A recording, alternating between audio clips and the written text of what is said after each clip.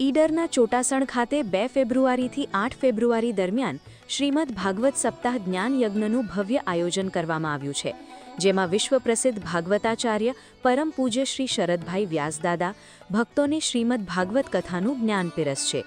ઉપરાંત આ સપ્તાહ દરમિયાન રામજન્મ, કૃષ્ણજન્મ જેવા વિવિધ પ્રસંગોનું આયોજન કરવામાં આવ્યું છે, જેનો કાર્યક્રમ કંઈક આ મુજબ છે.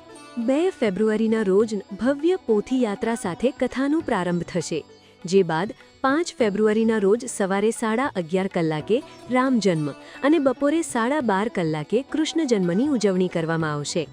6 ફેબ્રુઆરીના રોજ બપોરે 12 કલાકે ગોવર્ધન પૂજા થશે અને 7 ફેબ્રુઆરીના રોજ બપોરે વિજય મુહૂર્ત 12:39 કલાકે રૂકમણી વિવાહ યોજાશે અને સપ્તાહના અંતે 8 ફેબ્રુઆરીના રોજ બપોરે 12 કલાકે કથાને વિરામ આપવામાં આવશે. શ્રીમદ ભાગવત સપ્તાહ દરમિયાન દરરોજ સવારે 9થી બપોરે 12 કલાક સુધી વિશ્વ પ્રસિદ્ધ ભાગવતાચાર્ય પરમ પૂજ્ય શ્રી શરદભાઈ વ્યાસદાદા ભક્તોને કથા સંભળાવશે. જે બાદ બપોરે 12:30 કલાકે મહાપ્રસાદ બાદ કથાને તે દિવસ માટે વિરામ આપવામાં આવશે.